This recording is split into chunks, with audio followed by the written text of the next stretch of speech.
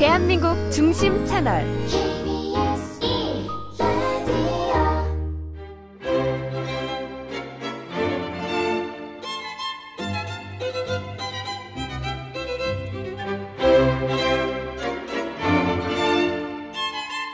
경제와 정의를 다 잡는 KBS 홍사훈 기자. 경제 정보를 이렇게 재미있게 알려드리는 프로그램은 홍사훈의 경제쇼 플러스뿐입니다. 네, 주말에는 경제와 정의를 따따블로 잡는 홍사훈의 경제쇼 플러스 시작하겠습니다. 우리는 이거 지금 체감하지 못하지만 나라 밖에서는 강대국 사이에 군사적 긴장감 지금 높아지고 있는 데 있습니다. 대만 해협을 두고 미국과 중국이 그렇고 또 우크라이나의 접경 지역에서는 미국과 나토가 러시아에 맞서고 있는데 이러다 이거 진짜로 전쟁 터지는 거 아니냐 뭐 이런 걱정도 좀 있습니다. 뭐 이런 팽팽한 군사적 대치가 왜 일어나고 경제적 파장은 어떻게 될지 오늘 좀 자세히 알아보겠습니다. 유튜브 지구본 연구소 운영자면서 법무법인 율촌의 전문위원인 최준영 박사님 나오셨습니다. 안녕하세요. 네, 안녕하세요. 예, 오늘도 재밌는 얘기 좀 부탁드립니다. 네, 알겠습니다. 그리고 경제쇼 플러스에 요즘 이분 너무 잘 나가십니다. 거침없는 질문 요정 오윤혜 씨 나오셨습니다. 네. 요즘 KBS 장안의 유튜브죠. 거침없는 녀석들의 오윤혜입니다. 장안의 화제 아니고 장안의 유튜브야? 장안의 다 알아들으셨잖아요. 그런데 장안의 화제 맞습니까 그거? 장안의 화제라고 되고 싶습니다. 많은 분들 사랑 부탁드립니다. 자, 거침없는 녀석들 많이 좀 시청해 주시고. 네. 자, 먼저 우크라이나 제가 뉴스에서 요즘 좀 자주 접하긴 했어요. 네네. 우크라이나가 일단 어디 있는 거부터 오윤혜 씨 모르는 것 같아. 전혀 몰라요. 네. 모릅니다. 우크라이나가 지금 군사적 긴장감이 높아지고 있다거든 거기요? 그렇습니다. 그러니까 우크라이나가 어디냐라고 하면 이제 지도상에서 보면 지중해는 금방 찾으실 거예요. 유럽, 이탈리아 뭐 이런. 이탈리아 동쪽에 보면은 동쪽에 보면 또 다른 바다가 있어요. 흑해라고 있습니다. 네, 블랙시라고 이제 있는데 그 블랙시 제일 동쪽 끝에 보면은 툭 튀어나온 반도가 크림 반도고요. 크림이요? 예, 크림. 예, 맛있는 생각이 드시면 곤란하시고요. 네. 그 북쪽이 이제 우크라이나예요. 우리나라는 꽤 멀리 있네요. 꽤 멀리 있죠. 그러니까 이제 지도상에서 봤을 때 제일 큰 땅덩어리를 가지고 있는 러시아 국경 서쪽 끝에 국경을 마주하고 있는 나라가 우크라이나입니다. 우리나라에 우크라이나 분들이 많이 계시잖아요, 의외로. 우리나라에도 꽤 계시죠. 그래서 저는 좀 가까운 데 있는 줄 알았거든요. 옛날에 소련일 때는 다 소련 연방이었다가 소련이 이제 해체되면서 이제 독립한 거죠, 그러니까. 원래는 소련 땅이었나요? 예, 원래 소련의 이제 한 연방이었죠. 연방 공화국이었죠. 그러다가 이제 독립을 해서 이제 별도의 이제 국가가 된 상황인데 요즘에 이제 러시아가 이제 계속 쳐들어간다고 그래서 긴장의 강도가 높아지고 있죠. 그 얘기 지금 하려고 그래요. 네. 우크라이나하고 러시아하고 뭐 이번이 처음은 아닌 것 같은데 몇 년 전에도 한번 뭐 비슷한 거 있었어. 2014년에도 이제 크림반도 한번 강제로 이제 병합을 해서 크림반도가 지금 이제 러시아 영토로 이제 넘어갔죠. 그러고 난 다음에 올해 초 같은 경우도 이제 러시아군이 한 10만 명 가까운 병력을 이제 우크라이나 접경 지역에 이제 보냈어요. 그러면서 이제 군 기지들을 이제 건설을 하고 여러 가지 이제 병력과 물자들을 이제 집적할 수 있는 시설도 갖춰놓고 그래서 먼 일 나는 거 아니냐 그러다가 일단 철수를 했습니다. 그러다가 이제 지난달서부터 다시 한번 이제 병력들이 이제 집결을 하고 있어요. 그래서 지난 11월 같은 경우는 한 10만 정도 내외다라는 병력이 집결해 있다라는 이제 기사들이 많이 나왔는데 최근에 이제 미국 정부가 이제 발표한 바로 따르면 이제 뭐 17만 5천, 18만 명까지 이제 병력 수는 계속 늘어나고 있어요. 그래서 단순히 이제 병력 수가 늘어난 거 자체도 이제 문제지만 그 병력 구성 그다음에 이제 그 러시아군 구성을 보고 있으면 정말로 단단히 결심을 했다라는 생각이 이제 종종 드는 거죠. 그러니까 보통 우리가 이제 뭐 병력을 늘린다 그러면 제일 쉬운 게 이제 군대에서 제일 많은 보병이죠. 보병만 가면 뭐 사실은 이건 별로 위협 요소는 아니에요. 그냥 어떻게 보면. 근데 러시아가 11월 달부터 이제 배치하고 있는 러시아 군을 보고 있으면 보병 이외에 이제 포병이나 기갑 이런 전력들이 이제 상당히 강하고요.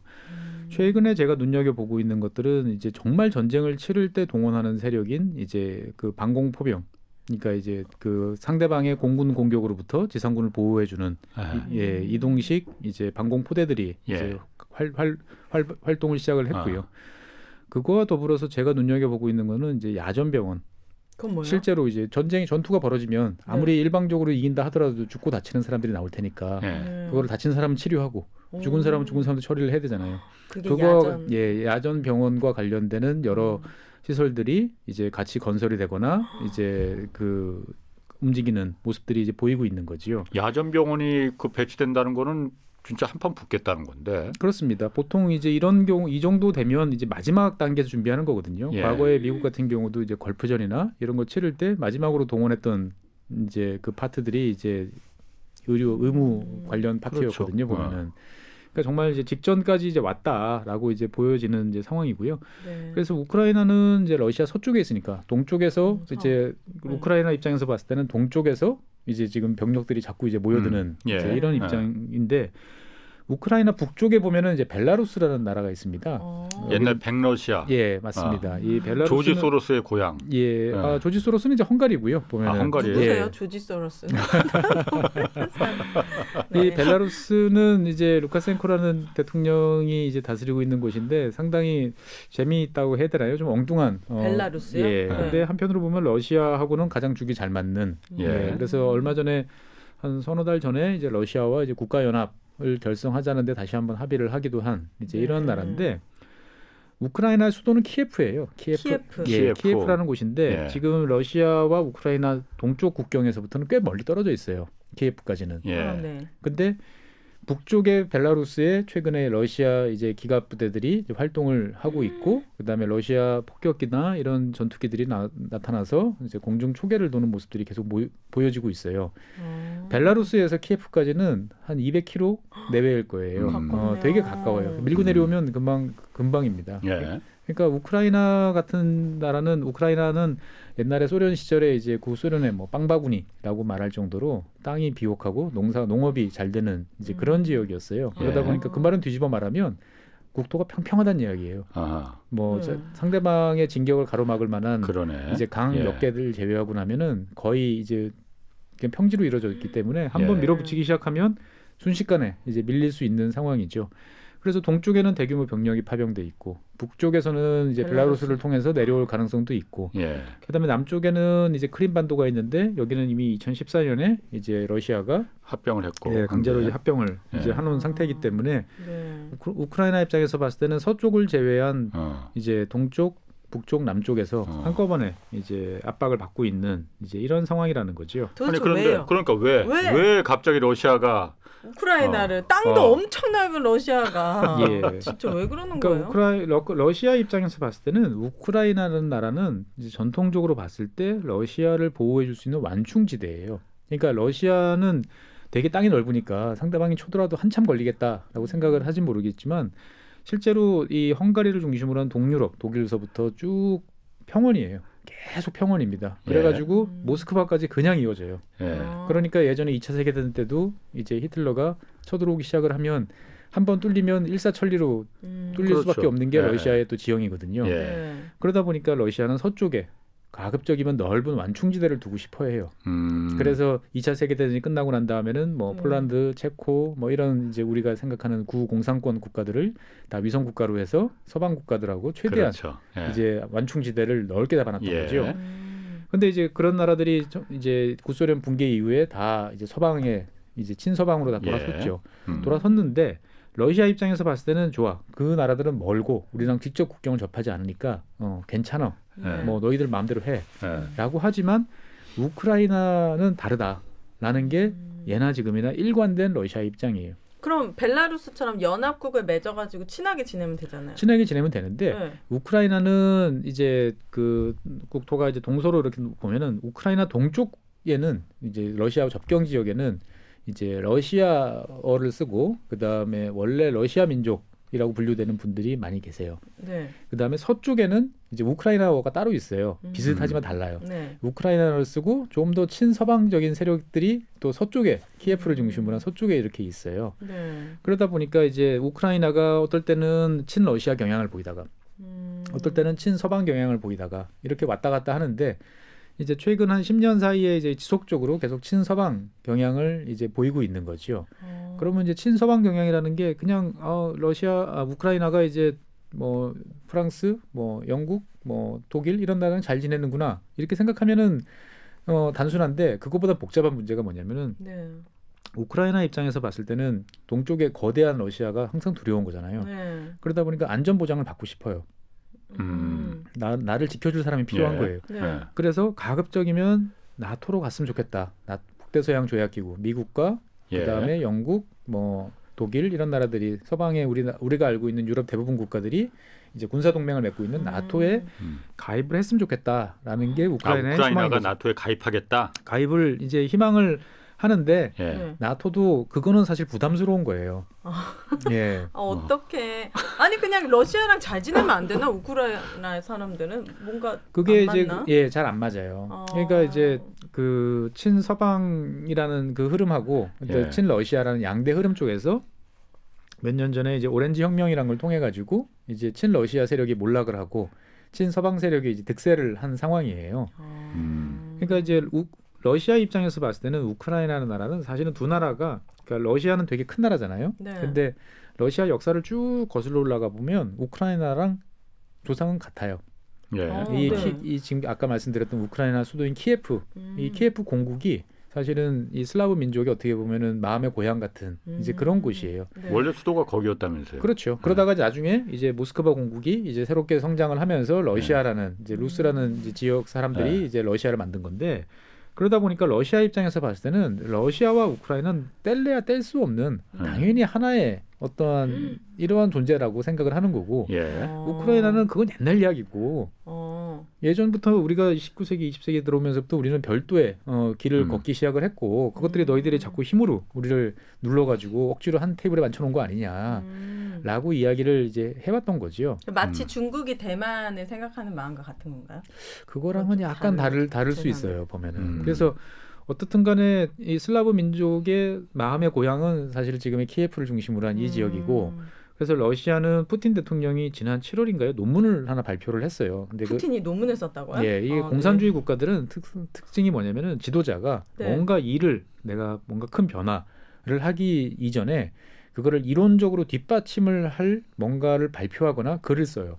중국 같은 경우도 탁상공론 아닌가요, 그거? 그걸 탁상공론이라고 할 수도 있지만 너무 거침없어. 일단은 쓰고만 있으면 뭐해? 아니죠. 일단은 왜 그렇게 해야 되는지 명분을 쌓는 거죠. 글로요? 그렇죠. 그래서 사람들이 거기에 대해서 동의를 이제 구하는 거죠. 그러면 너희들이 동의했기 때문에 그 다음에 하겠다. 행동을 하는 거는 당연한 결과인 거예요. 얼마 전에 중국 그 시진핑도 역사결의라고 해서 그거 맞습니다. 하나 예. 그러니까 원래 중국 지도자들은 다 이제 그런 식으로 해서 네. 뭔가 이제 특색 사회주의에 대한 것들을 강조하고 네. 역사적 책무를 강조하는데 푸틴 대통령 같은 경우는 우크라이나와 러시아의 관계에 대한 역사적 고찰 뭐 이 정도로 번역이 될 만한 논문을 썼어요. 어머나. 야, 푸틴 예. 성실하네. 그러니까 이제 직접 썼을까? 욕심이 과한. 그러니까 이 말은 그냥 네. 밖에서 봤을 때는 그런 걸 왜 해? 라고 생각되지만 구소련 그러니까 과거의 어떤 전통을 생각을 해보면 정말 단단히 결심을 했구나. 명분을 쌓는 거예요? 그렇죠. 그걸 하면서 이미 이제 결의를 다 다진 거예요. 내부적으로는 결정이 끝난 거예요. 근데 이제 할지 안 할지만 이제 남아있는 이제 상태인데 네. 예. 그러니까 미국 입장에서 봤을 때도 네. 이것이 이제 단순한 위협이라든지 이런 차원으로 해소가 될 것 같지는 않다라고 경계를 하기 때문에 네. 그동안에 본인들이 이제 이런 정보들을 공개를 안 하고 있다가 이제 여러 경로로 뭐 공식적으로 이제 뭐 국무부 관계자라든지 뭐 국방부 관계자가 이제 경고도 하고 그다음에 이런 정보를 이제 언론을 통해서 흘리기도 하고 이런 모습을 보이는 거죠. 그러니까 지금 말씀하시기는 우크라이나하고 러시아 입장에서는 우크라이나가 그 키예프의 그 아련한 추억도 있고 원래 우리는 같은 한 뿌리고 같은 말을 쓰는 같은 민족이야. 그런데 왜 자꾸 너희들 서방 쪽으로 가려고 해? 가지 마. 나토에도 왜 가입하려고 그래? 우리가 보호해 준다니까? 라고 했는데 우크라이나는 아니야. 우리는 서방 쪽으로 갈래 하니까 지금 러시아가 그거에 반발해서 그렇죠. 그러는 전쟁이다. 그렇다면 그러니까 처음서부터 우크라이나 독립하던 1991년 이 시절부터 우크라이나는 그러니까 나토는 가급적이면 동쪽으로 안 왔으면 좋겠다. 옛날 동독 경계를 넘어서 그렇죠. 이제 폴란드나 근데 뭐 폴란드 정도까지는 오케이인데 아니 원래는 동독까지만 그 나토가 하겠다고 약속을 했었잖아. 그런데 약속을 어긴 거잖아. 그렇게 보면 약속을 이제 어긴 걸 수도 있는데 사실 뭐 폴란드나 이런 국가들 같은 경우는 원체 러시아로부터 멀어지고 싶은 마음이 강했기 때문에 러시아도 그거는 머지할 수 없다라고 생각을 했는데 우크라이나는 다르다라고 이야기를 했던 거고 그래서 우크라이나가 독립을 하려고 이제 생각을 하던 여러 가지를 추진하던 1990년대 초반에 이제 키예프를 방문했던 그 부시 대통령의 아버지 부시 네. 대통령 같은 경우도 자유와 독립은 다르다라는 네. 이야기를 했어요. 당신들이 이제 공산주의 체제에서 자유로운 사회를 만들고는 싶지만 그것이 반드시 독립을 갖고 오는 건 아니다. 그러니까 아버지 부시 대통령 입장에서 봤을 때는 우크라이나라는 나라가 따로 떨어져 나왔을 때 러시아의 반응은 뻔히 보였던 거죠. 그러다 보니까 러시아의 다른 나라들의 뭐 독립이라든지 어떤 체제 전환 이런 거에 대해서는 적극적으로 환영하고 지원해주고 말은 했지만 우크라이나가 나서는 거에 대해서는 아버지 부시 대통령도 선뜻 이거를 뭐 오케이하거나 환영하고는 태도를 보이지 않았어요.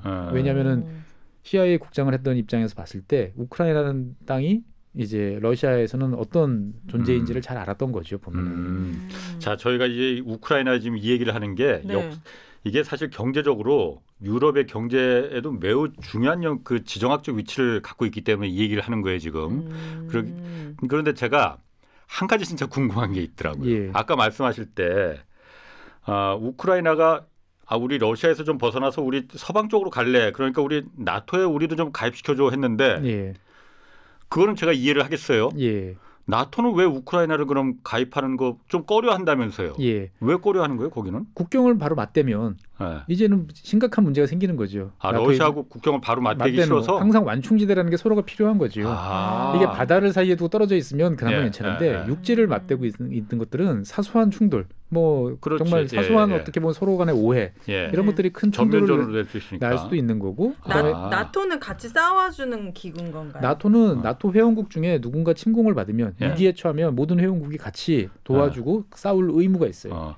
윤혜 씨가 나토가 뭔지 제가 나초를 좋아하긴 하는데 나토는 제가 정확하게 잘 몰라가지고. 나초 좋다, 나초 좋아. 2차 세계대전 이후에 공산주의 진영에 맞서서 이제 미국하고 그다음에 이제 영국, 프랑스, 독일 이런 나라들이 이제 유럽 국가들이 소련의 위협으로부터 지키기 위해서 소련만을 위해서 만들어진 거예요? 그렇죠. 소련은 이제 바르샤바 조약 기구라고 그래가지고 그 동구권을 이제 중심으로 한 별도의 이제 군사적인 그 동맹을 만들고 있었고 이제 미국은 나토를 만들고 있었던 거죠. 그래서 북대서양 조약 기구라고 합니다. 정식 명칭은. 그럼 이 나토가 힘을 발휘했던 어떤 사건이나 뭐 제가 알만한 게 있나요? 그러니까 역사적으로 봤을 때 나토는 항상 이제 구소련에 대응하는 이런 존재였고 나토가 공동의 행동에 나섰던 유일한 사례는 이제 미국이 이제 9.11 이후에 이제 아프간 전쟁을 벌였을 때 아프간에 같이 참전을 했죠.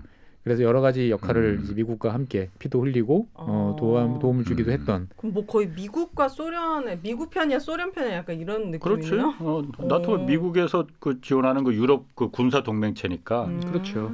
그런데 그러면은 지금 우크라이나가 그렇게 위기에 뭐 진짜 위기인지 모르겠지만 어쨌든 위기에 처했는데 만약에 위기가 그 전쟁으로 발발이 되면은.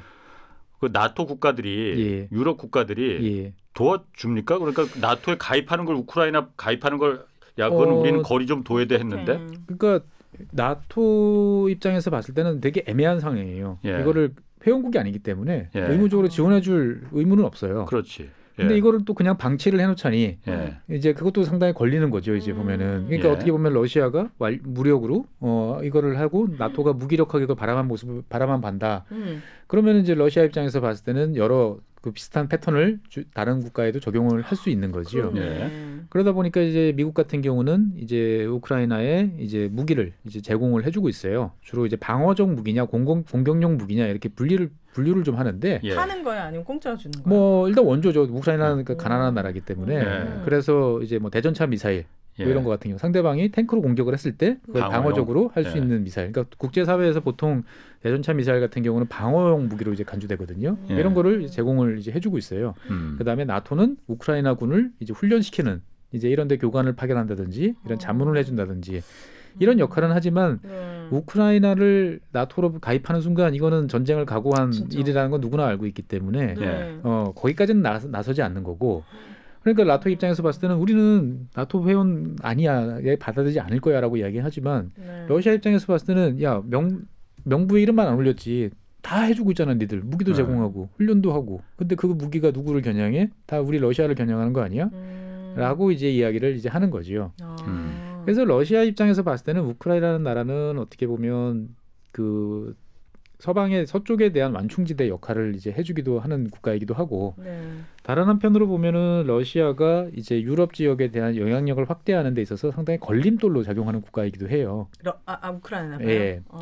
왜냐면은 이제 예전에는 그 다 한 나라였잖아요. 한 나라였기 때문에 그 지형적으로 봤을 때 보면은 이제 뭐 중부 시베리아나 뭐 여러 군데서 나는 가스나 원유 이런 것들을 서유럽으로 보내는 유럽으로 보내는 이제 송유관 그다음에 가스관 이런 것들이 제일 지나기 좋고 편하게 지나갈 수 있는 곳이 우크라이나였어요. 우크라이나 지금 지나고 있잖아요. 가스관이. 그렇죠. 그래서 이제 1970년대부터 이제 소련이 서방에 이제 이런 그 화석 연료들을 판매하기 위해 가지고 송유관이나 가스관 건설을 했고 그 루트가 대부분이 다 우크라이나를 지나가고 있어요. 네. 그래서 독립을 하고 나니까 이게 이제 복잡해지는 거예요, 문제가. 근데 독립을 왜 시켜준 거예요? 차라리 독립을 안 시켜줬으면은. 독립을 러시아는 당연히 소련 안 시켜주고 연방이 싶었죠. 붕괴되면서. 근데 당시에 소련이 이제 붕괴가 되면서 이제 힘이 없어지니까 막을 수가 없었던 거고. 이때다 싶어가지고 독립을 한 거예요. 그렇죠. 우크라이나는. 그래서 당시 독립을 했을 때 우크라이나는 우크라이나 영토에 보면 소련군이 가지고 있던 어마어마한 핵무기, 그렇죠. 네. 그다음에 뭐 재래식 무기 이런 것들이 많았어요. 그래서 당시에 91년도 기준으로 보면은 우크라이나가 미국, 러시아 다음에 세계 3대 핵 보유국이었어요. 아 그걸 그대로 놓고 가. 그대로 놓고 다 자기 거가 된 거야? 자기 거가 됐으니까. 근데 다 해체했죠, 그거는 핵무기는. 그렇죠. 그래서 자발적으로. 핵무기는 다 러시아에 반납하고 네. 그다음에 재래식 병력 같은 경우도 그 당시 한 80만이 넘었는데 네. 그것들을 다 이제 군축을 하고 네. 이제 외국에 판매하고 이런 식으로 해가지고 정말 말 그대로 이제 평화적인 어떻게 보면은 그런 이제 우려를 그렇네요. 버리도록 이제 했고 예. 그것이 당시에는 기조에는 맞았는데 예. 지금 생각해 보면 이제 그러니까. 아쉬운 거죠 보면은. 그렇네요. 근데 이제 물론 그거를 갖고 있었다고 해서 우크라이나가 이런 상황을 직면하지 않았을 거다 그렇게 볼 수는 없어요. 왜냐하면 그걸 유지하는데 어마무시한 돈이 들어가기 때문에 실제로 우크라이나가 그거를 이제 보유할 만큼의 능력은 없었던 거죠. 자, 그러면 그 우크라이나가 어쨌든 그 가스관이 러시아의 그 천연가스가 네. 유럽으로 통과하는 그 공급되는 그 중요한 가스관이 우크라이나를 지금 지나가고 있습니다. 지나가고 있단 말이에요. 예. 그럼 우크라이나의 사태가 예를 들어서 뭐 예. 일촉즉발로 해서 뭐 진짜 전면전으로까지 만약 번진다면은 네. 그 가스관의 안전도 그러니까 그 위험한 거 아니에요. 그러면 그렇죠. 가뜩이나 지금 유럽이 에너지난 천연가스 공급난 때문에 네. 뭐 가스 가격이 뭐 6배가 올랐다 뭐 이렇게 예. 나오던데 더 그럼 가중되는 거 아니에요? 그러니까 이제 2000년대 초반서부터 러시아와 우크라이나는 이 가스를 놓고 예. 몇 번 투닥거렸고 그 파편을 이제 유럽 국가들이 맞았어요. 그러니까 왜냐면은 러시아에서 판매하는 천연가스가 우크라이나 영토를 지나가기 때문에 예. 수수료를 내야 돼요. 그리고 가스를 비교적 저렴한 가격으로 사용할 권리를 주는 건 맞아요. 네. 예. 근데 러시아와 우크라이나가 이제 대립을 했던 게 뭐냐면은 러시아가 우크라이나가 가스를 몰래 뺏어 쓰고 있다. 아 가스관에서 네. 진짜로 그랬던 거야 아니면 그거는 모함이에요? 이제 뭐 러시아 말도 맞는 것 같아요. 그래요? 예, 우크라이나가 원체 가난한 상황이었으니까 그러다 보니까 이제 그 우크라이나 입장에서 우크라이나한테 야, 정확히 정산해라라고 했는데 우크라이나는 우리는 사실이 아니다. 그러니까 서로의 주장이 대립하는 상황에서 당시에 2000년대 이제 그 초반에 그러면 가스관을 잠궈버린 거예요. 러시아가. 예, 러시아가 가스관을 이런 12월 겨울철에 잠궈버린 거죠. 어머나. 그럼 유럽의 공급이 안 됐던 됐던 거죠. 그래서 당시 독일을 비롯한 이제 이 유럽의 좀 동쪽, 중부 유럽 이런 쪽은 난리가 났었습니다. 보면 혹한에 막 떠는데 오들오들 떠는데 가스는 공급이 안 되고 했던 상황이었던 거죠. 의존도가 엄청 높은가 보네요. 현재 같은 경우도 그 유럽 전체의 천연가스 공급의 한 최대 공급지는 당연히 러시아고요. 한 35%, 한 40% 가까이의 이제 천연가스를 러시아로부터 수입을 하고 있는 거지요. 그러다 보니까 이제 우크라이나 입장에서 봤을 때는 또 반대로 자기들이 수틀리면 자기들의 가스관을 잠글 수도 있어요. 그러게. 유럽으로 넘어가는 거를 막아서 러시아가 이제 돈을 벌지 못하도록 방해할 수도 있는 거죠. 예. 그러니까 러시아 입장에서 봤을 때는 속이 아픈 거예요. 그래서 러시아는 2000년대 초반서부터 꾸준하게 우크라이나 영토를 지나지 않고 유럽으로 직접 공급되는 다이렉트 노선, 직행 노선을 이제 건설하기 시작을 합니다. 그래가지고 북해를 건너가는 이제 노르트 스트림, 노르트라는 건 이제 북쪽이란 말이니까 스트림이라는 건 이제 흐름이죠. 그러니까 송유관, 가스관 하나 만들었고 최근에 이제 그 바로 북해를 지나가지고 이제 독일로 유입되는 거죠. 그래서 최근에 노르트 스트림 두 번째, 2가 이제 다 만들었어요. 우와, 아직 개통은 안 했고. 대단하다. 예, 이런 상황인 거죠. 네. 그러니까 이제 러시아 입장에서 봤을 때는 이제 우크라이나가 정말 이제 그러네요. 필요가 없어진 이제 상황이 됐다라고 볼 수 있는 거죠. 자, 러시아뿐만이 아니라 유럽 국가도 그렇죠. 굳이 우크라이나 아니어도 돼. 그렇죠. 가스관이 북쪽에 새로 생겼으면. 그렇죠. 그러다 보면은 유럽 국가 입장에서 봤을 때는 야 우리가 가스를 안정적으로 러시아가 계속 공급해주고 우리가 쓸 수 있는데 예. 굳이 우리가 러시아랑 어떻게 보면 피를 튀기면서까지 이걸 맞서야 돼? 라는 이제 고민을 하게 되는 거지요. 네. 예. 그래서 미국 입장에서 봤을 때는 이런 일이 벌어질 줄 알고 처음서부터 노르트 스트림 이 새로운 가스관 예. 건설 시작 때부터 예. 줄기차게 반대했어요. 그걸 그거를 예, 건설하는 거를 너희들이 그러면 러시아에 오히려 목줄을 잡히게 된다라고 이제 줄기차게 반대를 했는데 이제 독일을 중심으로 한 유럽 입장에서 봤을 때는 아니 우리가 안정적으로 에너지 자원을 공급을 하겠다는데 그건 누가 건설한 거예요? 그 노르트 스트림 가스관. 러시아겠지. 일단은 러시아가 건설한 거죠 보면은 아. 예 러시아하고 이제 독일이 이제 같이 건설을 한 거죠 이제 예. 보면은. 예, 튼튼하겠네. 관이. 그죠? 러시아랑 독일이 만나면 진짜 안 부셔질 것 같아. 그래서 이제 그 문제가 사실은 이제 그 동안에 어떻게 보면 러시아의 행동을 예. 제어하여 오고 있다가 이제 다 완성이 됐고 예. 최근에 이제 아까 말씀하신 것처럼 유럽이 가스 문제로 여러 가지로 힘든 상황이 있다 보니까 러시아로서는 지금 겨울이 최적기라고 생각을 해볼 만한 거죠. 그렇네요. 우크라이나는 뭘로 먹고 사는 나라예요? 우크라이나는 주로 이제 농산물로 이제 먹고 사는 이제 그런 나라예요. 농사가 제일 잘 되는 나라고요. 네. 근데 지금은 이제 농업 국가처럼 제가 이제 말씀을 드렸지만 우크라이나 동쪽 지역은 옛날부터 석탄이 많이 나는 산업지대였어요. 돈바스 지역이라고 그래서 그 지역은 원래 소련 시절에는 중공업 이제 지역이 많았던 거고요. 네. 그래서 우리가 생각하는 이제 구소련 시절에 크고 웅장한 이제 멋있는 무기들 상당수는 이 우크라이나에서 만들어졌고요. 구소련이 이제 그 우주로 쏘아 올리던 로켓들 대부분 그 로켓 엔진들도 우크라이나에서 만들었어요. 그래서 그 엔진이 돌고 돌아서 지금 북한까지 가 있는 거죠. 예. 아까 그 가스관 얘기 잠깐만 좀 해보면은 예. 그 노르트 스트림이라는 게 이제 완공은 다 됐다면서요. 예. 근데 그 개통을 왜 못 하고 있는 거예요? 그러면 일단은 뭐 만들었다고 해서 바로 오픈을 하는 게 아니고 예. 이제 위험한 물건이 흐르는 거잖아요. 예. 그러다 보니까 여러 가지 복잡한 인증 절차를 거칩니다. 예. 예, 또 EU 특유의 또 까다롭고 서류 작업도 많고 예. 복잡한. 그러니까 보통 한 6개월 정도 이상 걸려요. 예. 그래서 이제 완공은 지난 이제 최종적으로 다 공사 끝을 선언한 거는 이제 10월 달 정도지만 예. 실제로 예상했던 거는 이제 한 4월 달, 5월 달 내년 이제 한 중반쯤 되면은 이제 개통이 될 거다라고 예. 생각을 했던 거고 이제 러시아는 너희들 상황이 안 좋다는데 빨리 좀 개통하지라고 이제 압박을 넣었지만 일단은 유럽에서는 그래도 우리는 절차는 절차대로 지켜야지라고 해서 지금 이제 그 인증 절차를 이제 진행을 이제 하고 있는 상황이에요. 예. 그러니까 이제 러시아 입장에서 봤을 때 보면 뭐 어떻게 보면은 짜증이 좀 날 수도 있는 일이고 다른 한편으로 보면 지금 유럽이 가스 가지고 상당히 이제 고생을 하고 있는 상황이니까 지금 이 기회를 이제 놓치고 나면 이제 상당히 이제 애매해질 수도 있다라고 판단하는 거죠 보면은. 그래서 이렇게 좀 공격적으로 그렇죠. 나온 거죠. 그래서 공격을 하는데 이제 많은 분들이 이제 그렇게 물어봐요. 그러면은 정말 우리가 영화에서 보는 것처럼, 그러니까 막 탱크 지나가고, 탱크 지나가고 막 이렇게 할 거냐? 네. 그럼 뒤집어서 제가 질문을 한번 드려볼게요. 그러면 우크라이나를 러시아가 다 점령을 해서 거기를 러시아 땅으로 다 만들까요? 그러면은 러시아랑 나토랑 딱 붙는데? 그것도 러시아 입장에서는 원하지 않는 방향이라 이거죠. 그렇죠. 완충지대가 있는 게 완충지대로 있는 게 제일 좋은 거예요. 그러니까 러시아 입장에서 봤을 때는 현재의 우크라이나 정부를 무너뜨리고 친러시아 성향의 하지만 겉으로 봤을 때는 중립적인 어떠한 새로운 정부로 바꾸는 게 꼭두각시. 괴뢰 그렇죠. 정부. 제일 좋은 거죠.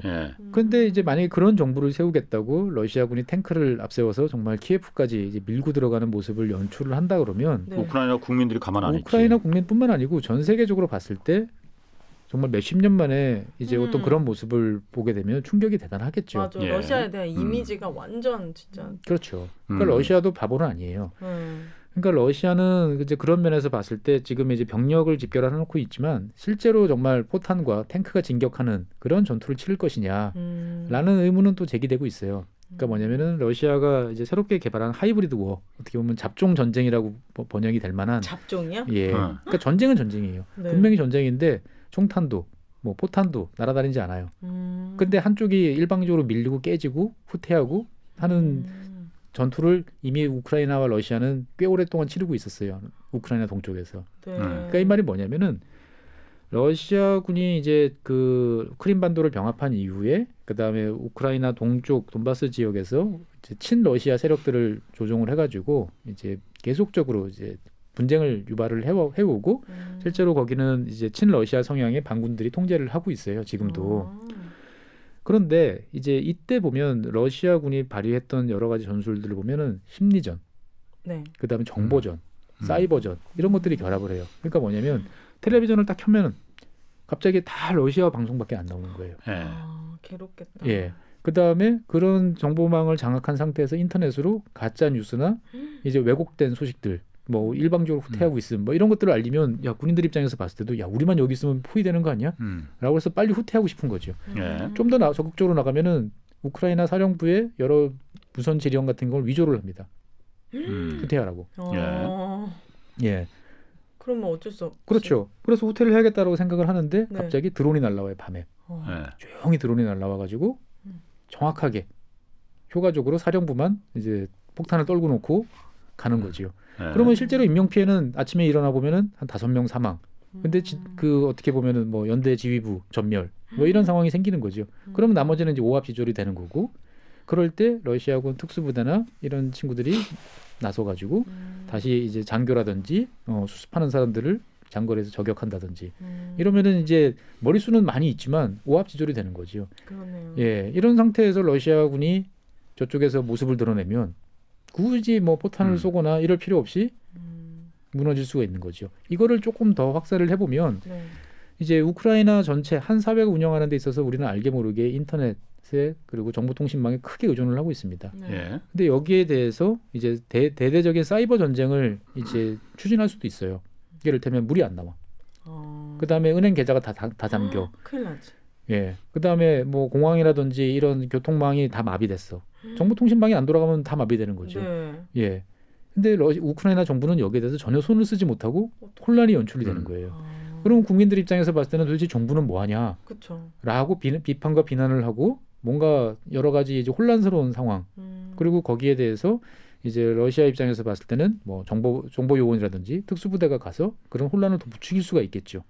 그리고 적절한 위협 시위, 네. 무력 시위죠. 그러니까 뭐 이를테면 러시아 폭격기가 뭐 키예프 상공을 뭐 돌아다닌다든지 절대로 폭탄을 떨구거나 그러진 않지만 이렇게 되면은 우크라이나 입장에서 봤을 때는 안에서부터 이제 무너지는 거죠. 그러면 러시아 입장에서 봤을 때는 이 혼란스러운 상황을 수습을 해야겠다. 누구든지.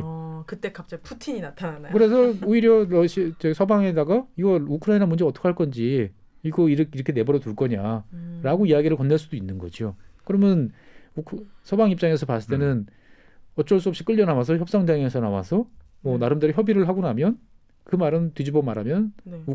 우크라이나에 대한 러시아의 기득권 어떻게 보면 영향력을 인정을 해주고 이제 간다라는 거죠 보면은. 근데 그게 러시아 입장에선 그렇게 볼 수 있는데 네. 그럼 그거를 유럽 국가들은 물론이고 미국이 그 상황을 그렇게 가는 걸 용인을 합니까 그러면은? 그러니까 이제 그게 사실 많은 전 세계 사람들이 궁금해하는 거죠. 예. 우크라이나 나토 회원국도 아닌데 이거를 위해서 미국과 유럽 군인들이 피를 흘리는 모습을 볼 수 있겠는가? 예. 각오를 하겠는가? 예. 라는 이제 이런 궁금증이 있는 거죠. 예. 그러다 보니까 이제 바이든 대통령이 이제 여러 가지로 이제 그 강한 외교적 언사를 이제 구사하고 실제로 미국 CIA 그 정보부장이 이제 그 모스크바를 방문해가지고 네. 우리 너희들의 움직임에 대해서 다 손바닥 들여다보시 알고 있어라고 경고를 날리고 예. 하는 게 거기까지인지 예. 아니면 실제로 미국이 병력을 동원하고 유럽 그 동맹국들과 함께 우크라이나를 지키기 위해서 뭔가 액션에 나설 것인지에 대한 판단은 지금 퀘스천인 상태인 거죠 보면은. 미국 입장에서는 우크라이나가 왜 중요한 거예요 그러면은? 만약에 별로 중요하지 않습니까? 우크라이나가 러시아의 영향에서 그렇게 간다라고 생각을 해보면 실제로 나머지 과거의 구소련 국가였던 많은 예. 나라들은 쉽게 이제 러시아 영향력으로 이제 들어갈 수밖에 없는 거고. 예. 그러면은 이제 지금 발칸반도를 중심으로 한 이제 동유럽 국가들 예. 같은 경우도 이제 빠르게 러시아화 될 가능성이 높다라는 거죠. 예. 이제 그렇게 되면은 이제 미국 입장에서 봤을 때는 러시아라는 존재를 저쪽 끝으로 이제 밀어놓고 이거를 지금 이제 유럽 쪽을 안정화시켰다라고 생각을 했는데 다시 이제 과거와 같은 어떻게 보면은 그 힘 대 힘으로 부딪혀야 되는 상황을 이제 마주해야 되는 거죠. 그러니까 미국 입장에서 봤을 땐 괴로운 게 그거예요. 미국은 이제 앞으로의 몇십 년 동안은 중국이 우리의 주 그렇지. 상대다라고 그래가지고 다른 데 신경 쓰고 싶지 않은 거예요. 네. 그런데 갑자기 이렇게 나오면 잠깐만 여기서 우리가 그러면 물러서주면 물러서면 어떻게 되지? 그럼 어디까지 물러서는 거지? 라는 이제 고민을 해야 되는 거고 그렇다고 그래가지고 중국과 우크라이나, 러시아 양쪽을 다 상대를 하기에는 현재 미국이 여력이 별로 없어요. 그리고 지리적으로도 많이 떨어져 있는 거잖아요. 그렇죠. 네. 그러니까 이제 미국 입장에서 봤을 때 괴로운 상황인 거죠. 그 여기서 제일 괴로운 건 우크라이나인 것 같은데 저는 우크라이나 국민들의 그게 궁금한데 그럼에도 불구하고 그 러시아가 싫은 거예요? 아니면은 좀 경제적으로 더 풍족해진다면은 이게 좀 더 친화적으로 지낼 수 있는 거예요? 일단 러시아는 싫고요. 우크라이나 사람들 우크라이나 사상적으로 이제 뭐 키예프나 이제 서쪽은 확실히 이제 친서방인 맞아요. 친서방 맞은데 그렇다고 해가지고 우리가 무슨 희생을 치르든지 간에 대통령과 함께 이제 이거 지키겠다 이건 없어요. 또 왜냐면은 부정부패가 원체 심하고 그다음에 현재 우크라이나 대통령은 이제 전직 이제 개그맨 출신이시거든요. 개그맨이요? 예. 대박 사건. 우와. 예. 우와. 그러니까 이제 어떻게 보면은 우리가 정치가 싫다 하면 전혀 관련 없는 전혀 엉뚱한 사람을 그래 차라리 너가 낫겠다라고 하긴 뭐 트럼프도 대통령이었잖아요. 그렇죠. 그러니까 이제 그런 상황이었던 거죠. 그래서 러시아도 이렇게 나름 기대를 했었어요. 우크라이나 대통령이 저렇게 전혀 백그라운드 없고 네. 그냥 우크라이나 국민들이 너도 싫고 기득권이 싫어서 쟤로 왔다면 그러면은 친러시아일 수도 있겠다. 최소한 중립일 수도 있겠다라고 생각을 했는데 시간이 지나면서 친서방 성격이 그렇지. 이제 명확하고 뭐 키예프에 있던 친러시아 성격의 뭐 방송국을 폐쇄한다든지 뭐 이런 식으로 러시아하고는 거리를 두겠다는 입장을 분명히 이제 보이고 있는 거지요. 그러다 보니까 이제 푸틴 입장에서 봤을 때는 이걸 더 내버려 두면 이제 수습할 수가 없다라고 생각을 해서 이제 뭔가 액션에 나서려고 하는 거고 그러면 이제 푸틴 생각이 어디까지냐라는 거에 대해서는 누구도 이제 모르는 거죠. 네. 그러니까 뭐 이를테면은 자 우크라이나 동부 지역은 이미 러시아가 상당 부분 실질적으로 장악을 하고 있는 상태니까 그거를 그러면은 말 그대로 오케이 여기까지는 이제 도네프르라는 큰 강이 있는데 그 강 동쪽은 그러면 러시아가 직접 다스리는 여기는 어차피 러시아 민족도 많고 그러니까 러시아 쓰는 사람도 많으니까 크림반도 하는 것처럼 여기까지는 우리가 직영으로 직할로 하는 우리 러시아 영토를 선언하고 나머지 지역에 대해서는 이제 뭐 아까 말씀드렸던 이제 괴뢰 정부나 위성 정부를 세우는 정도에서 갈 건지 아니면 이제 혹자들은 그렇게 이야기도 합니다. 이스라엘처럼 이제 그 키예프나 이제 이런 지역에 러시아 사람들을 이제 정착을 시키는 거죠.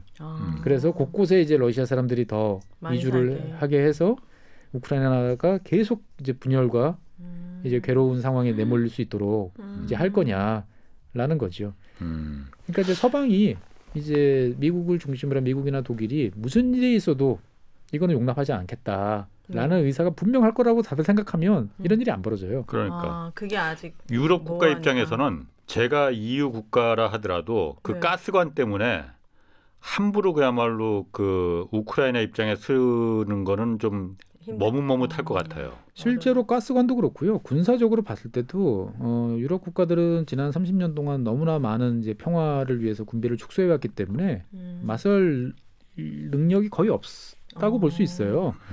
그러다 보니까 이제 2014년 이후에 이제 그 크림반도 병합 이후에 여러 가지 경제적 제재를 취했지만 제재라는 건 시간이 지나면 익숙해지거든요. 그렇죠. 예, 그러다 보니 이제 유럽 입장에서 봤을 때도 가지고 있는 칼자루라는 게 별로 없는 거죠. 우리나라에 끼치는 영향도 있나요? 그 러시아 우크라이나 사이. 그걸 러시아 우크라이나 그러면 먼 산의 불이다. 불구경이나 하지. 이렇게 생각이 되는데 갑자기 이제 우리 근처로 딱 옮겨 보면 우리 옆에도 비슷한 상황이 있죠. 중국? 대만과 중국이 있어요. 네네. 예, 지금 그래서 대만을 직접 침공하느냐 마느냐. 그러니까요. 러시아는 우크라이나를 침공하느냐 마느냐. 러시아와 중국이 뭐 이거를 실제로 협의를 했는지 안 했는지는 알 수 없으나 이심전심이라고 서로가 서로를 지금 도와주고 있는 상태예요. 어디하고 어디가? 중국하고 러시아가. 그렇잖아요. 러시아가 정말 우크라이나를 때릴 것 같아. 그럼 미국 입장에서 봤을 때는 유럽 동맹국의 어떤 여러 가지 상황을 봤을 때 여러 가지 뭐 항모 전단도 파견하고 여러 가지 그 긴장 수위를 높일 수밖에 없죠. 그러면은 그 병력이 어디서 가겠어요? 지금 태평양 쪽에서 있던 병력을 빼가지고 그쪽으로 보낼 수밖에 없는 거죠. 공군력도 이동시켜야 되고. 그러면 중국 입장에서 봤을 때는 비어 있는 거예요? 비어 있는 거기요? 거죠. 그러면 손쉽게 거길 또 침략한다고요? 대만을 실제로 무력 침공할 수도 있는 거죠. 그리고 러시아는 그냥 우리는 국경을 넘지 않고 아까 말씀드렸던 여러 가지 뭐 사이버전이나 정보전이나 어떤 특수부대를 활용한 혼란 유발 이 정도만 하고 공식적으로는 계속 군부대 그 국경 주변에서 이제 훈련만 열심히 하는 거죠. 무력 시위만 하고 그러다가 날이 따뜻해지면 철수. 우리 내년에 또 올게. 이러고 갈 수도 있는 거죠. 반대일 수도 있어요. 중국이 오히려 이제 동계올림픽이 끝난 다음에 네. 대만에 대한 압력 수위를 지금도 상당히 높거든요. 예. 훨씬 높일 수 있어요. 지금도 대만 공군기들은 끊임없이 방공 식별구역을 침범하는 중국 그 공군기를 요격하느라고 휴지를 못하고 계속 출격을 하고 있어요. 예. 근데 거의 피로도가 이제 한계에 왔거든요. 네. 근데 이런 상태에서 중국은 아직 여력이 많아요. 본격적으로 밀어넣을 수도 있는 거죠. 매일 막 100여 대씩 몰려가면서 예. 그러면 이제 대만 입장에서 봤을 때도 SOS를 칠 수밖에 없고 대만은 어디에다 있어요? 그 미국에다가 그렇죠. 쓰는 거예요? 예. 그러면 미국 입장에서 봤을 때는 어떻게? 여기에 다시 또 전념을 할 수밖에 없고 예. 그러면 우크라이나는 유럽이 너희들이 알아서 해봐 라고 할 수밖에 없는 이제 이런 상황인 거죠. 중국하고 러시아가 좀 친할 수밖에 없을 것 같은데요. 보니까 얻고자 하는 게 비슷하고 현재로서는 목표가 그렇지. 비슷하고 적이 미국이고. 전략적인 관계로서는 어떻게 보면 이제 의견이 비슷해지는 상황이죠. 하지만 두 나라는 서로를 잘 알아요. 서로를 뼛속 깊이 신뢰하지는 않아요. 언제든 배신할 수 있는. 그렇죠. 있다는. 항상 그런 생각은 하죠. 근데 현재로서는 묘하게 중국과 러시아의 이해관계가 비슷하게 맞아 떨어지고 있는 거죠. 그럼 말 나왔으니까 네. 중국하고 대만 거기는 어떻습니까? 거기도 진짜 뭐 어떤 전쟁 그런 얘기까지는 뭐 좀 너무 너무 나간 거죠. 그러니까 선을 넘었다라고 볼 수도 있지만 최근에 뭐 시진핑 주석 입장에서 봤을 때 보면 예. 보여줘야 되잖아요. 뭘요? 원래 10년간이 이제 중국 지도자들이 예. 이제 자기들 임기였잖아요. 10년이 지나면 다 물러났어요. 예. 그렇지. 예, 원래- 등소평 이후에 예. 이제 장쩌민도 후진타오도 다 예. 10년 하고 물러나고 그 다음에 그 전전 지도자가 지금의 지도자를 지명을 이제 해놓는 거죠. 그래서 미리 이제 그 지명을 해놓고 가는데 네. 그리고 집단 지도 체제였어요.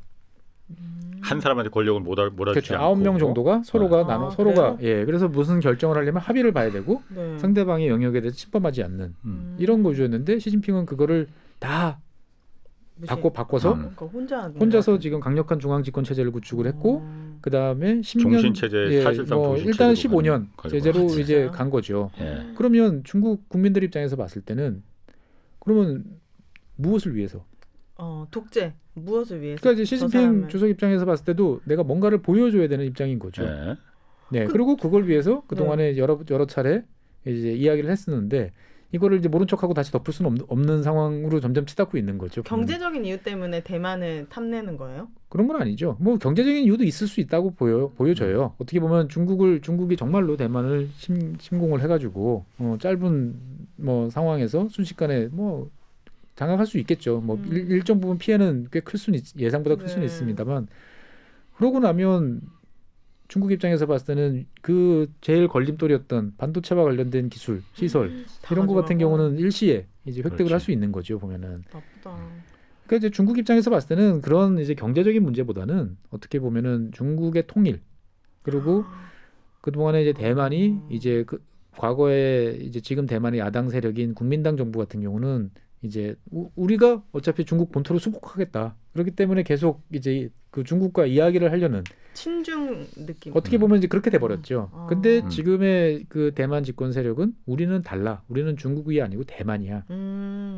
라고 하는 어떻게 보면 대만 독립으로 이제 점점 나아가고 있는 상황이 점점 이제 가고 있거든요. 그러니까 이제 중국 입장에서 봤을 때도 이걸 놔두면 정말로 이제 그 전까지는 어떻게 보면은 하나의 나라라는 하나의 중국이라는 원칙에 대해서는 사실은 그 전에 과거의 국민당 정부도 동의를 했어요. 단지 우리는 괴뢰 세력에 밀려가지고 여기 와 있을 따름이지 대만, 중국 본토는 다 하나야. 라는 의식은 똑같았던 거죠. 서로 그러니까 생각이 달랐던 거지. 그러니까 하나라는 그 개념이 그렇죠. 어, 그런데 이제 현재 어느 순간인가부터 이제 본토에서 그 넘어온 사람들은 점점 나이가 들고 이제 정치적인 힘이 이제 약해지고 원래 이제 대만에 계시던 분들이 이제 정치적인 세력을 얻으면서 우린 다르다. 우리는 중국 사람 아니다라는 인식이 강해지고 점점 한 발 한 발 이제 독립과 가까운 독립을 이야기하는 세력들이 강해지니까 중국으로서도 이거는 이제 선을 넘었다라고 이제 판단을 하는 거죠. 그러니까 이제 미국도 이제 그걸 알기 때문에 하나의 중국이라는 원칙에 대해서는 건들진 않아요. 그러니까 인정을 해줬죠, 미국도 네. 대만의 독립을 지원하진 않아요. 왜냐하면 만약에 대만이 정말 독립을 하겠다고 그러면 중국이 무슨 희생을 치러서라도 어떠한 행동을 할지 뻔히 보인다라는 거죠. 중국의 자존심을 건드리는 일이라서. 그렇기 때문에 미국 같은 경우도 대만과 관련된 이야기는 현상 유지. 자, 현재의 상태를 유지해. 현재의 상태를 유지하고 서로가 근데 우리는 이제 미국 입장에서 봤을 때는 대만을 통해 가지고 중국을 여러 가지 이제 괴롭힐 수 있는 요인들이 있다라고 생각을 하기 때문에 미국 입장에서 봤을 때는 필요할 때는 대만을 지원해주고 중국과의 관계가 더 중요하다 생각하면은 대만이 아무리 애걸복걸해도 뭐 좋은 무기라든지 이런 거 제공 안 해주고 하는 상황이에요. 대만 같은 경우에는 아까 우크라이나하고는 미국이 생각하는 그 처지가 좀 완전히 다를 것 같아요. 그렇죠. 미국은 우크라이나에 대해서 그렇게 딱히 그러니까 뭐 아쉬울 게 별로 없을 것 같은데. 아쉬울 게 없지만 만약에 정말로 이제 러시아가 밀고 들어오면 미국 입장에서 봤을 때 그걸 손 놓고 봤다. 그러면 이제 유럽 지역의 그 유럽과 중동 지역의 정치 지형은 이제 완전히 바뀌는 거죠. 미국은 종이 호랑이다. 그럴 것 같아. 이미 많이 보여줬잖아요. 아프간도 보여줬고 크루즈에서도 보여줬고. 근데 그거는 이제 정말 먼 어떻게 보면은 이 유럽 중심의 사고, 그러니까 서방 중심의 사고에 보면은 저 멀고 먼 변방. 내지 이제 중동이라는 특수한 상황이었던 거고 이거는 그래도 우크라이나는 유럽이라고 다들 인정하는 어떠한 이런 지역에서 러시아가 그러면 이렇게 발을 뻗었을 때 그냥 움츠러든다? 그러면은 이제 완전히 상황이 달라지는 거죠. 나토에 대한 신뢰도 좀 내려갈 것 같아요. 그러니까 나토도 이제 괴로운 상황인 거고요. 그러니까 어떻게 보면 지금은 이제 힘 대 힘으로 이제 부딪혀야 되는 상황인데 이제 한쪽은 정말로 이제 각오를 다지고 뭔가 이제 근육과 이제 무력을 한껏 보여주고 있는 상황인데 그에 맞서는 쪽 입장에서 봤을 때는 상당히 좀 옹색하게 보이는 이제 그러한 상황인 거죠 보면은. 저는 그냥 객관적으로 봤을 때 대만이 더 우리나라랑 가까이 있고 소식이 잘 들려서 그런지 대만은 온몸으로 거부하고 있는 것처럼 느껴지거든요. 중국과의 이런 어떤 흡수되는 거를. 근데 우크라이나는 과연 그 러시아와 관계에 있어서 정말 극렬히 반대하는가? 그러니까 이제 아까도 말씀드린 것처럼 지역적으로 달라요. 우크라이나 동부는 친러시아예요. 그러니까 이제 사실은 어떻게 보면 국제사회가 냉정하게 그냥 정말 그 피도 눈물도 없이 그래 동쪽은 가져가라고 이야기할 수도 있는 거예요. 우크라이나 그 정부 입장에서는 용납할 수 없는 거죠. 반으로 나라가 잘리는. 그러니까 근데 이미 크림반도를 뜯겨갔잖아요. 그냥 국제사회는 멀뚱멀뚱 보고 있으면서 그냥 경제적으로 제재하고 프레셔를 가한다라고는 하지만 그 누구도 군인 한 명, 군함 한 척 보내가지고 어떤 액션을 취하지는 않았거든요. 우리 경제적으로 더 좀 그 와닿는 건 사실 우크라이나보다는 대만 또 대만 아래 남중국해 여기가 사실 더 우리한테는 경제적으로 좀 이해관계가 많이 얽혀 있는 데잖아요. 그렇습니다. 남중국해도 지금 만만치 않죠 거기. 남중국해는 뭐 몇 년 전서부터 사실은 이제 총성 없는 이제 전쟁터가 된 지 오래죠. 거기가 어디죠 정확하게? 남중국해라고 그러면은 쉽게 말하면 이제 베트남 동쪽 우리가 놀러 가기 좋은 바다라고 하는 이제 그쪽이 필리핀, 베트남 뭐 이제 이런 쪽 이제 거기가 지금 전쟁 중이에요? 거기는 원래는 총성 없는. 진짜요? 그러니까 이제 거기 먹으려고 다른 나라들이. 그러니까 국제해양법에 따르면 유엔 국제해양법에 따르면 이제 바다도 영토가 있잖아요. 육지로부터 12에리까지는 1일은 1.8km 정도 되니까 뭐 쉽게 말하면 한 2km 정도 따지면 한 30 몇 킬로 정도까지는 그 나라의 땅처럼 바다를 해요. 근데 그거보다 먼 바다는 경제적으로 배타적 경제 수역이라고 해서 물고기를 잡는다든지 뭐 지하 자원을 캐는 거 정도는 200캐리까지 인정해 줘요. 근데 그거보다 그렇다고 해서 그 위에 배가 왔다 갔다 하는 걸 누가 뭐라고 하진 않아요. 그렇죠. 근데 중국은 이 유엔 국제해양법을 인정하지 않아요. 그래서 자기만요? 남중국해라는 거대한 바다가 그 전체가 자기의 영해라고 주장을 하는 거예요. 아니 국제적으로 다 약속을 했는데 자기네들은 인정하지. 중국은 처음부터 참여 안 했어요. 우리 서해도 마찬가지예요. 지금 중국하고 영해 분쟁이 아직도 영해가 정확하게 나눠져 있지 그래서 이제 않아요. 중국은 남중국해 같은 경우는 이제 어떻게 보면 옛날 미국 흉내를 내고 있어요. 그러니까 미국 같은 경우는 예전에 19세기 때 이제 힘이 커지면서 이제 카리브해, 지금 이제 푸에르토리코, 뭐 쿠바 이런 지역들을 이제 자기들 영토로 이제 확실히 이제 장악을 하고 영향력으로 하면서 네. 원로주의란 걸 선언했죠. 그러니까 뭐냐면은 자 아메리카 대륙의 일은 아메리카인들에게, 유럽의 일은 유럽인들에게. 네. 그러니까 그 말은 뭐냐면은 더 이상 유럽이 아메리카에 신경 쓰지 마라. 여기는 미국 영향권이다. 바다도 다. 그렇죠. 어. 했는데 그 첫 번째가 카리브해였거든요. 그러니까 중국도 마찬가지로 미국이 이제 자기한테 아시아에. 가입하는 그 개입하는 것들을 막기 위해서 음. 남중국해라는 것들을 통해서 첫 번째 시도를 하고 있는 거죠. 음. 그래서 그거를 인정해주고 나면 이제 남중국해 전체가 이제 중국망이 된다라고 네. 하면은 이제 상당히 괴로운 일인 거죠. 네. 그래서 이제 중국 입장에서 봤을 때도 미국 해군은 상대하기 만만치 않으니까 중국은 어떤 식으로 하냐면 남중국해에다가 인공섬을 만들어요. 바다가 얕으니까 한 200척 정도의 때려부어서. 이제 그 준설선을 보내가지고 네. 막 밤새도록 이 모래를 퍼올립니다. 네. 그래가지고 원래 좀 있던 암초에다가 그거를 갖다 막 부어요. 네. 콘크리트를. 뭐 그러면 순식간에 이제 그 한 여의도 면적만한 섬들이 만들어져요. 아 정말요? 그러면 거기다가 활주로 놓고 그다음에 미사일 포대 만들고 진짜요? 그리고 이제 그러면 이제 거기가 영해면 거기가 이제 자기들의 영토라고 선언을 하면 그 주변 또 다 우리 그다음에 거니까? 거기서부터 12해리까지는 자기들 영토잖아요. 우와. 들어오지 마라고 하는 거죠. 그러면 아니, 진짜. 그러면 이제 거기에 대해서 미국은 네. 뭐라고요? 그게 말이 돼? 말이 안 되지. 네. 그래가지고 그 12해리를 이제 일부러 위반을 해요. 아 군함을 보내가지고 진짜 웃긴다. 자유의 항행 작전이라고 그래가지고 아 너무 어. 유치하다. 거기를 지나가요. 아. 그럼 거기를 지나가면 네. 갈수록 중국의 대응이 세져요. 그러니까 과거에는 경고 방송하고 멀리서 이렇게 지켜봤는데 지금은 막 쏴요 총. 직전이죠. 몸 대 몸으로 이제 부딪히는 거죠. 큰 배가, 배들끼리 어머나. 예 정말 충돌 직전에 키를 꺾어서 서로 이제 예 어. 그런 일들이 매일 벌어지고 있어요.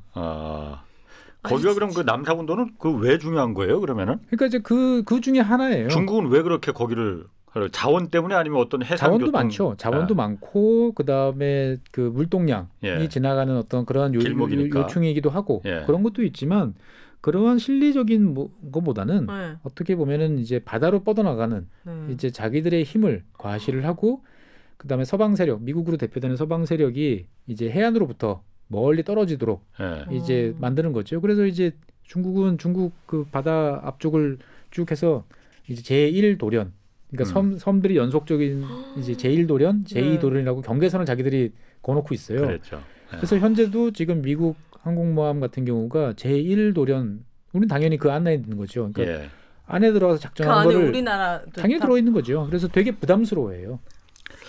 예, 아이고. 진짜 오늘, 알면 알수록 어이가 없네요, 정말. 오늘 우크라이나에서 남사군들 거쳐서 타이완까지 대만까지 오늘 아주 재밌는 얘기 많이 들었습니다. 자, 두 분 함께해 주신 최준영 박사 그리고 오윤혜 씨 두 분 고맙습니다. 감사합니다. 자, 감사합니다. 주말에는 경제와 정의를 따따블로 잡는 홍사훈의 경제쇼 플러스 오늘 여기서 마치겠습니다. 고맙습니다.